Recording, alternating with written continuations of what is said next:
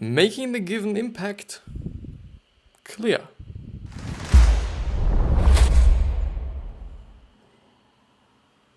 And the nicest thing about it is that I actually kind of read that wrongly. So it's making the giving impact clear, which is one of the first, or one of the upper parts of the chapter 6 of Adam Grant's Give and Take, which is actually one of 2 episodes for today. So actually, if you did enjoy yesterday's episode where I've been talking about a TED Talks, no, it wasn't a TED Talks, it was an article from the TED people, like the same people like, TED Talks and whatsoever. And if you liked it, there's gonna be another one today as well, because I think it's great, it's great going through something different than Adam Grant all the time and or just books all the time in general, because there's so much out there, there's really a lot out there, which is amazing, which is totally amazing. So yeah, as you might can see, there's a little bit of color correction going on right now, I've been looking for actually upgrading my game and seeing what I can do, and I do think it looks way better. It pretty much looks way better, and I hope you like it as well. I hope it's not too kind of cinematic and not too high production or some shit like this, but I think I quite like it. And it's, even though I do just have to say black, brown, fucking funny, I'd say. It really is, because I do not have black hair and I do not actually have colored them or actually kind of tied them. But yeah, I think this is quite a great color profile. I think everything looks quite interesting, quite a little bit nicer. I would actually try to show you, if I'm able to, what it is looking like. Can I? Yes, I can. Oh my god, I was just so... Whoa. I just thought okay, it's not gonna be great. So this is without some color correction, and this is without the LUT. So this is basically how all the time the video looked like. And now it's looking like this. Which is great, because I'm way lighter. I think you can see me way better, because, the light situation in my room is not the best. It totally is not the best. And therefore the problem there is, and I'm just gonna try it out, what it is looking like if I do just have some light there. Maybe a little bit too lighty. No, I just let it out, which is also great, somehow just, being a little bit more economical without losing any light, because I've color corrected everything. But long story short, we're going ahead with Take and Give, or Give and Take by Adam Grant, and with chapter 6 actually. And yeah, I do not know, let's see how many chapters there are. 8. Yeah, some of them. I guess it were 9. I do not really want to waste any time any longer, because I kind of feel I'm already 4 minutes in and I haven't done anything, which is not good, which is definitely not good, and which is quite the exact same thing that's happening today. Today I've been quite slow, to be honest. I've been really quite slow, and this is now pretty sad, because I've really been pretty slow today. And I don't know, I've woken up relatively early because I was cold actually, which wasn't that great, and it pissed me off somehow, but it's fine. It totally is fine. It was somehow just quite important. It really was, and therefore I was just okay, never mind. I'm just up way way earlier, which is totally great, because I do have more time for doing what I like to do, I thought. And that now it's 1 p.m. and I do have learned physics, which I, would have done just anyway, but maybe I've actually been faster. But now I'm actually recording the first episode of today, but I don't know. Maybe I'm fast, maybe I'm not. But we will go ahead with making the giving impact clear. So because givers are motivated by benefiting others, the result of the giving must be made obvious. In the absence of positive feedback, the giving effort seems to disappear into black hole, risking compassion fatigue and burnout. Give and Take recalls a study of college donation volunteers where he found surprisingly the givers were over 50% less productive than takers. This was an odd finding in a volunteer setting. Then he noticed a sign in the call center. Doing a good job here is like wetting your pants in a dark suit. You get a warm feeling, but no one else notices. Fucking hell. So realizing the lack of feedback, Adam divided students into experimental groups and for one group invited student scholarship recipients to speak to the callers. This group increased calls by 44% and total revenue generated by over 400% compared to control. Interestingly, when managers gave the same message, it didn't work. Sometimes managers have to outsource inspiration, which was quote unquote and in brackets, which makes sense. It totally makes sense that, I do also have to say, only because one manager didn't wasn't quite able to do this, doesn't mean that every singular manager isn't able to. I guess they're just very authoritative and very inspirational. The two things actually do not have anything in common. Yeah. But yeah. So I hope that I'm going to just cut them together, because I actually had to eat something, and if not, well, I just have to, somehow. I really just have to. I'm trying it. I'm going for it. If I'm not doing it, and if this is actually the start of the episode, hello and welcome back to the next episode of the Self-Development with Tactics podcast. The problem with cutting it together is always that I just would have to render it. The funny thing and the good thing about it that I could actually, about this is that I could actually use QuickTime Player, which is, I think, no, it's not Mac only. Yeah, I think it's for every operating system, but you can actually just cut things together without actually rendering them, or without just dragging them into whatever program, if it's Premiere Pro or just Vegas or whatever it will be, Final Cut.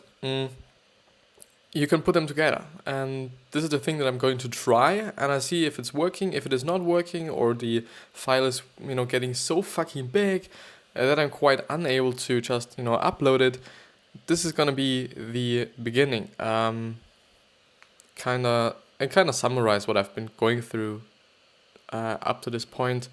They're talking about why the result of the giving must be made obvious, so that the people know it. And there was a study. I didn't actually get the study, so therefore I'm not just gonna go into it, But I really hope that the other episode or the other part of the episode is actually working. And so in another experiment, radiologists who evaluated CT exams with a photo attached to the file increased diagnostic accuracy by 46% and found more key diagnostic findings. It is unclear, however, whether this is scalable if applied across all patients all the time, or whether the effect dissipates as radiologists become inert to the pictures. Teachers are prone to burnout because it can take years for their impact to appear, and each cohort of students is whisked away every year without follow-up. Teachers who feel a sense of impact tend to burn out less, suggesting that perception of impact serves as a buffer against stress. And I do guess so. You just have to think about, okay, you're just having an impact on a lot of people. You're just, having a purpose. You have quite a meaning in your life and in your work. And I think this is just really gonna make you happy while working on it. And it's just really gonna, give you a meaning and give you a reason why you're doing this every single day. You're going out there and you're going into the school teaching people who might not be interested at all, and who might just, be sitting around, even sleeping, but you have an impact on them. You really have a very, very big impact on them, and I think, which is something that I've been talking about before, I do really believe that first of all, teachers, and second of parents, do just really have such a great impact on their children and or on children in general. Because if you're a good parent, your child may get very, very successful or may get very happy, which is also some sort of, success, because you're parenting him or her very well, or them actually very well, and, let them have the right perspective, let them have the right components that this that this child needs to actually be just, happy in this world. And I think it's also the same thing with teachers. And often, which is actually my case, I'm more hanging around with teachers than I'm actually hanging around with my parents. Because on the weekends, I'm actually only kind of in my room, I'm just doing my stuff, I'm learning, I'm just, doing the podcast and whatsoever. And during the week, I'm actually just, in school. And then I go home, and then I eat something, and then I just go to bed and do the podcast. Not in this order, but and this is what it is. And so therefore, as a teacher in general, and especially in my case, you have a very, very great impact. It could be totally negative, and it could be very, very positive. And this is, I guess, as a teacher, you can totally see it when people are just maybe interested in what you're teaching them, and or the majority. There are certainly some people who do not have any kind of, they do just not want to go to school, and they do just kind of think like, they just don't need it, which is okay. For some people it works, for some people it won't work, and that's totally fine. It is totally okay, and I can totally just agree with that and understand that. But I guess, as a teacher, you can also notice if people are actually interested in what you're teaching them, or if you're actually a great teacher or not. Because if, all the students are pissed up all the fucking time, maybe it's like you're not one. You're not a good one. But let's see. Let's actually see. Thus, companies try to show the impact of their work to employees. Wells Fargo, which is actually a bank, I actually found out through a conversation with someone on Instagram. Wells Fargo creates videos of customers talking about how low interest loans help them reduce debt. Medtronic sets up tours of employees at hospitals to see their devices at work and invites patients to speak at their annual party. And I think, first of all, this is a great way to market and to actually build a connection with your target audience, that they actually think like, okay, you're taking care about them and you are caring about them. And you totally are, because if you actually invite them to speak on a fucking party where maybe there are investors, or maybe they're just, the whole fucking company, it is just a really, really pleasure, isn't it? Or just, very kind of, it lets them feel great, and it is very kind, I would say.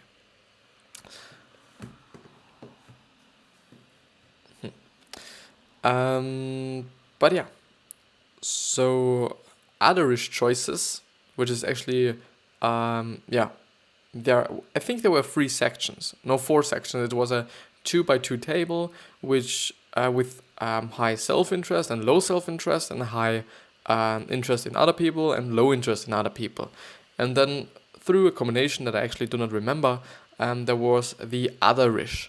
There was the giver, the taker, the otherish, and I think again the otherish, because there have to be 4. And the otherish choices. Chunking and the 100-hour rule of volunteering. Giving is energizing only when it's an enjoyable and autonomous choice, rather than when it is forced as part of duty or obligation. Otherish givers practice a few techniques to decide where they give, rather than deluding themselves indiscriminately.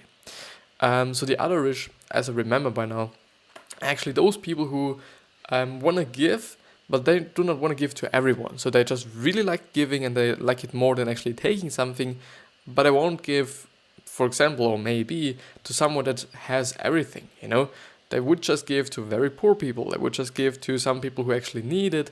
Or they would just give something to people where they think, okay, they need something. Or it would be nice when they just have more than they're having right now. Which makes sense. Which really makes sense. Chunking is the practice of combining your giving into a small period of time rather than sprinkling it throughout the week.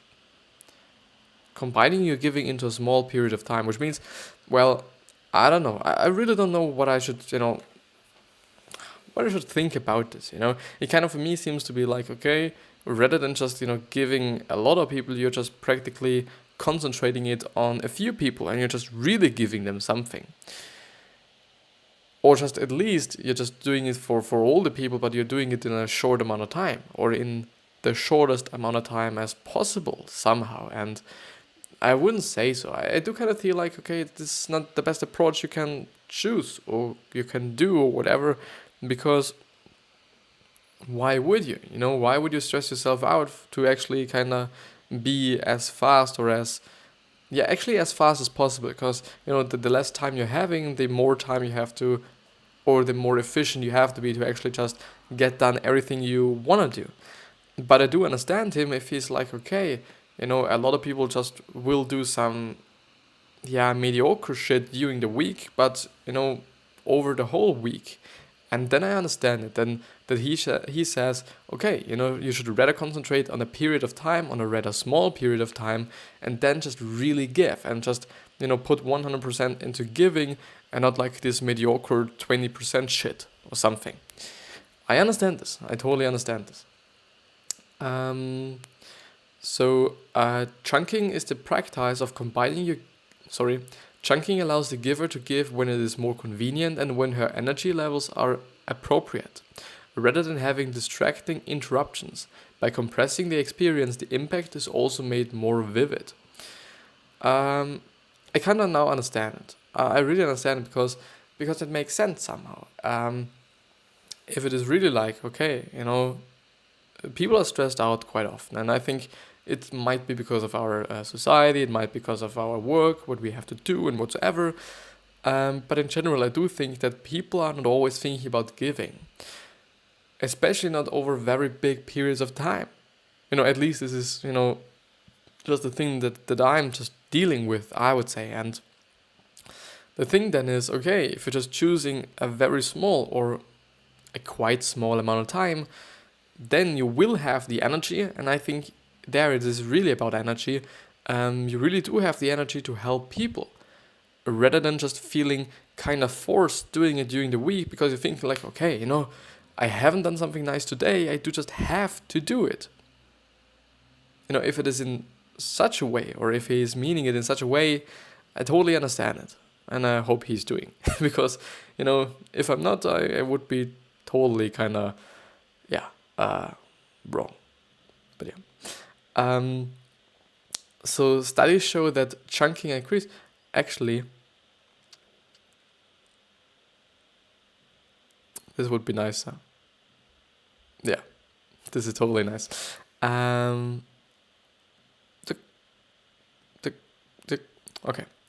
So studies show that chunking increases happiness for givers and increases productivity by lowering context switching costs. Okay, so chunking can also be applied in topic matter by giving primarily in areas that are interesting to you and connect to your core values. If you love animals, then 100 hours at a pet shelter will be far more energizing than 100 hours cleaning up parks. Limiting volunteering time also promotes happiness. Adults who volunteer between 100 and 800 hours per year are happier and more satisfied with their life than those serving below 100 and above 800.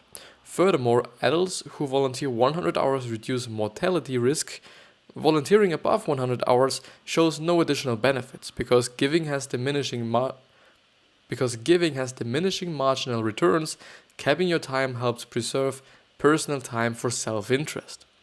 Finally, seeking help from others allows other rich behavior to recover their energy. Makes sense. Really makes sense.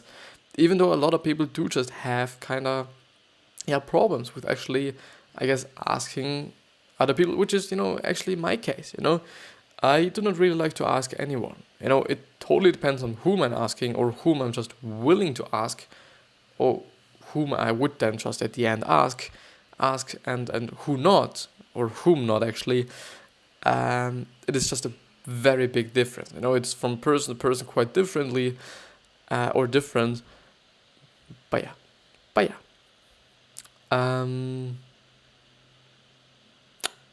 So this tend and befriend response to stress is common in humans and acts as a buffer against stress. Selfless givers tend not to seek help since they are rooted in the giving role and don't want to burden other people. The benefits of giving. Giving builds willpower. Experiments show that other directed people, in brackets givers, had higher willpower in tasks like doing a road chore, or road chore, it's ROTE, and chore like CHORE. The theory, givers have to consistently override the ego and self-interest to help others, and this trains a general willpower and self-control muscle, which totally makes sense. And actually, I've been quite often talking about ways to actually be, ways to actually build your willpower and your self-control and whatever that is. And I always thought like, taking cold showers. Well, I don't know. So I always thought like, taking cold showers is one of the easiest things you could do. But the thing there is, and I hope you can actually see this now, this here. So this is my Instagram. Here are some posts I posted, I think it was the last week or something. I just took them because they were, the first ones that I actually saw in my, on my PC. And yeah, if you like them, there are all the links down in the description or in the podcast description. It doesn't matter whether you're on the video or you are on the podcast. These links will be down below and you can totally just check them out. Would be great for me. Would really be nice. But what I wanted to say is that I always thought like, taking cold showers is the best way and the most easiest way to actually build willpower. But I kind of now think it's not quite the thing, For me, even though it's quite difficult, because it's the same thing with actually, it is very difficult because taking cold showers and exercising for me have really been the easiest way to build your willpower and discipline, whatever that is, and also your going through the pain muscle, which is for me when you're in a workout and it really, really hurts, the last few reps of the last few sets, and you're still pushing through it.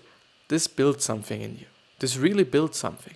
It builds the willpower. It builds the going to the pain muscle, as I would say, because I'm not quite sure if this has something to do with willpower, just totally. And it really can help because it is so easy. You could totally just make another set, another rep. It's just one action, which is the same exact thing with taking cold showers. If you take cold showers, you just, take cold showers and there is nothing to think about and nothing you just have to actually do this rather than cold water. And I do guess cold water, besides warm water, is way easier to get. You could just really jump into some into some water, into some seas, whatever. It is totally easy, and it is a very, very easy, and for me at least, great way, also besides the whole kind of health benefits and whatsoever, that just really work for me.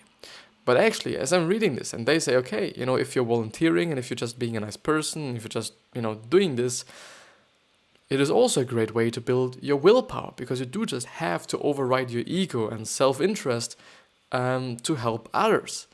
And I'm now thinking, is just working out and all these things easier than just, helping others, or vice versa?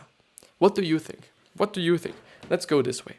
Just tell me down in the description, yeah, totally. In the comments, tell me, and or on all the social media platforms I am on, you can totally hit me up, whether it's DM or on a post. I will see it and I will respond to it. I will totally do. Would be nice. Would be very, very interesting for me. So giving correlates with higher incomes. In a study of Americans, every $1 in giving increases income by 3.70. You know what? You know fucking what? I'm gonna read this paragraph. So increases income by $3.75. In other words, people who give more tend to earn more.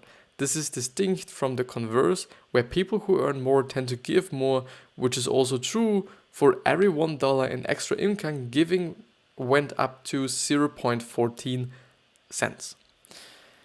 The thing there is, this has been something that I've always been talking about on the podcast. I've really always been, but I've never ever thought like or been thinking about whether it's true or it's not.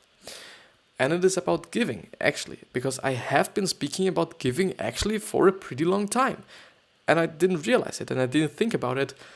The thing is, if you want love, if you really want to have love, one of the best things you can do is just give love. Because if you're giving so much to a certain person, you're so focusing on this person, chances are very, very high and good that this person is going to like you as well. You know, if you use the right quote-unquote techniques, I'm just calling them techniques right now, it is a very, very easy way. And it's the same thing with just smiling and happiness. If you're the one person in a group that is the most happier one, the happiest one in this fucking group, then totally other people will love as well. Because you're so positive and you're so smiling and whatsoever. And then I've always been thinking about, because actually people were talking about this, and it was actually a German motivational speaker. I guess it was a motivational speaker. He is totally an entrepreneur as well, and he's a millionaire and whatsoever. But he was talking about, if you're giving a lot to charity, and you should at least, you know, at his point of view, you should totally at least spend 10% of your whole income to charity. Or on charity actually, which is great, I think. And you know, especially if you're just having so much money, not on paper but really in your fucking pocket, then why not? Why wouldn't you? I do understand why people don't just do it as well, because they do not want to lose money and whatsoever. But if it is really the thing, which is the point that I'm willing to make, if it is really the thing that if you give money, that you're actually getting more back. You know, you're giving to charity, you're giving to poor people, you're giving. Is it really like that you're getting more back? Because they say it is. This motivational speaker said it is. It is somehow correlated to the law of attraction, where you do just, attract something by just doing it somehow. But I don't know. What do you think again? Fuck, it would be really interesting. But I do think there the key is also to just not give with the expectation of getting more out of it. You know, if you're just really only doing this, I don't know if this is the right thing to do. You know, which is, morals is actually a really fucked up thing. Morals and, ethics and whatever, really fucked up. If you're having them. If you're just giving a fuck about everything and everyone, there is no problem. So why might this happen? I hope there is I just so truly fucking hope that there's gonna be just a really nice answer for that. So why might this happen? So giving may promote a helper's high, increases life satisfaction, activates dopamine reward circuits, and decreases the depression. This happiness causes you to work harder and more effectively be perceived as a more pleasant and effective person by others, and set more ambitious goals. You know what? This could totally be true.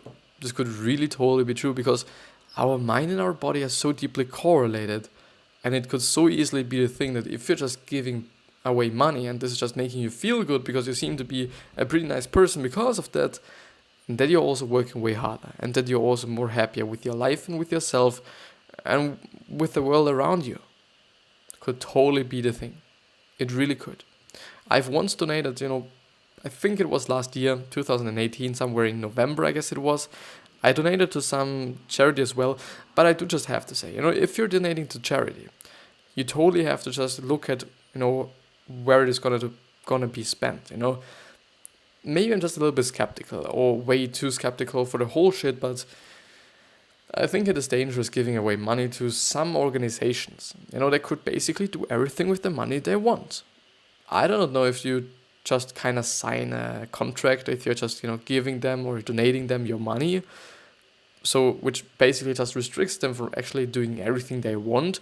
Or if it is just like, okay, here you have money and that's fucking it. I don't know. I really don't. The anecdote of otherish giver. Adam Grant gives the example of Corny Callahan, who served in... Is it in Tech or in Teach? So he served in Teach for America, but felt burned out. Instead of dialing back her time or pouring more energy into TFA, she started a non-profit branch of Minds Meta Philadelphia to mentor students.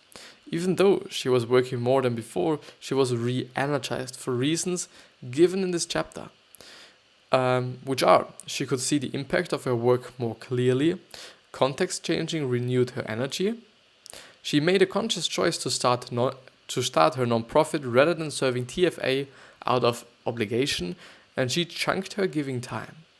Grant points to this as otherish behavior. A selfless giver would have plowed even more time into teaching at TFH, sacrificing her own well-being.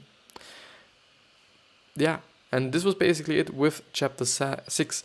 The thing right now is, if I'm actually able to put those two parts together, I'm actually at 30 minutes. And there's chapter 7, and we're just really at the beginning of chapter 7.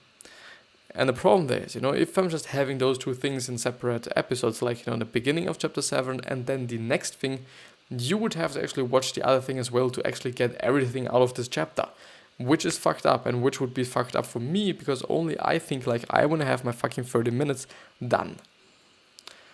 And therefore, just give you this slider once again. Seem to be pretty bright there on this face. Let me just do something.